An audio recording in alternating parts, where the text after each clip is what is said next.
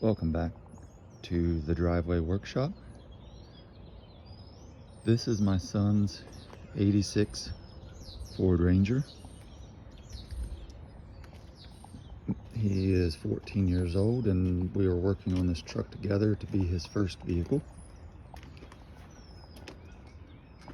It needs a lot of work.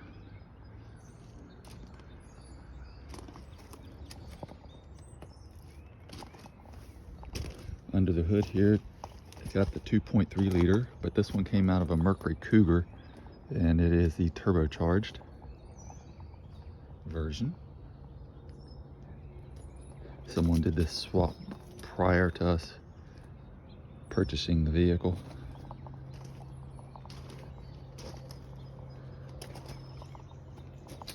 This is a 2-wheel drive and manual transmission. Today, we're going to work on our window gaskets and cleaning up the floorboard. There's a couple holes on the other side over there we need to patch. And I'm going to try to pull this front window trim and put some silicone around because we still have water leakage coming down both of the front pillars here, which I believe is from the front windshield from things I've seen online. That tends to be where they leak the most. I got this back gasket as well. We're going to be pulling this window.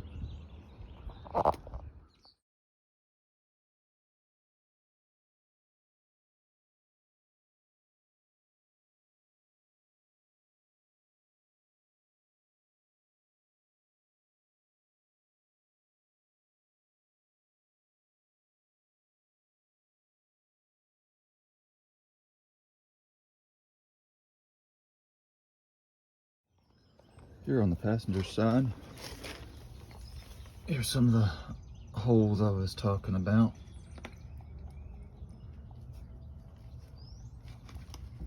One right there. One right there.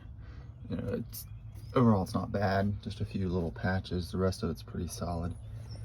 This is puddle where it's been draining down the A-pillar there. Did have the truck cab covered with a tarp. So it was running down the tarp. Apparently the tarp only comes down to about there on the windshield, so apparently it's coming in down here at the bottom. I'm gonna try to take care of that today. There's a little section of the floor cleaned up there. It's not gonna be perfect. You know, I still gotta remove the rest of the old seat mount.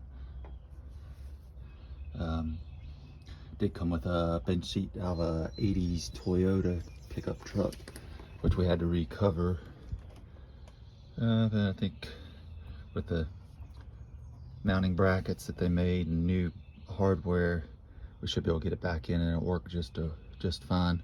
I am getting new seat belts. These are pretty worn out.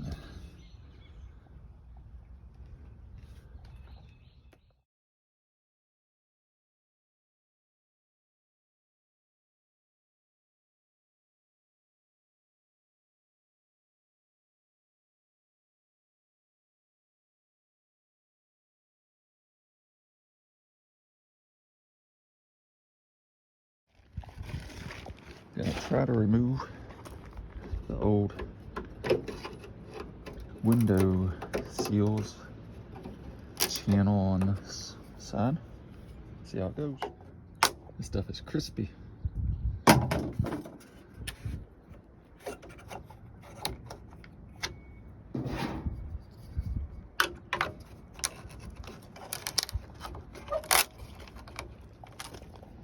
So all this up here was plastic and rubber and it just broke out. This down here has a piece of metal with clips. Just gotta pry them loose with a screwdriver. So when you're trying to figure out how to put your new glass weather stripping in here for the channel at the top, you think, well, this piece is upside down. It's not right. All you do is spin this around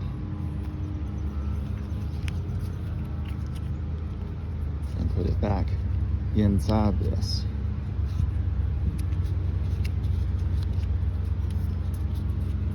And when you put it in your window, it's correct the way it was before. All right, we got the new belt line and weather stripping around the window here.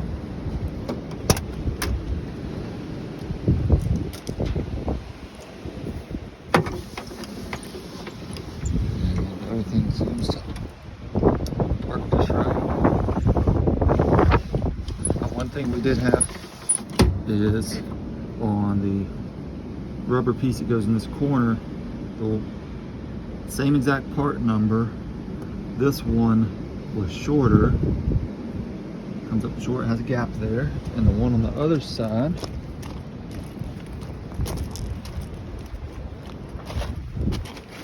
was overlapping, so we had to trim it a little bit to keep it from falling down in every time we put the inner belt line on.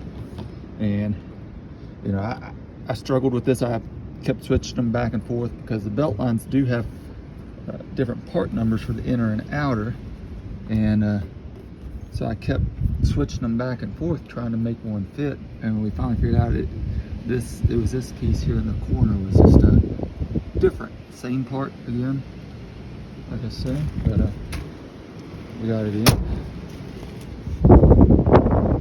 This outside still is a little bit different, but you know, it's just touching. The other side has a gap. I don't know, better than what was there. Next step, we're gonna do this rear window, I believe. It looks like we gotta pop all this chrome, plastic, whatever it is out of here, and then probably have to cut the gasket with a razor blade. And I've got some glass suction cups to hold that. I'll try to get it pulled out without breaking it. We got the old gasket cut out, pulled the window out, cleaned up the track. Got a little bit of a rust hole here, which I'm gonna pull a caulk in. But other than that, it's in good shape. And then we struggled and got the new gasket around the glass here after cleaning up the edges. It's now time to put it back in. Yeah, we got it in. It was a struggle. Don't really have the proper tools, so it took a little bit of persuasion and sweat, but it's in.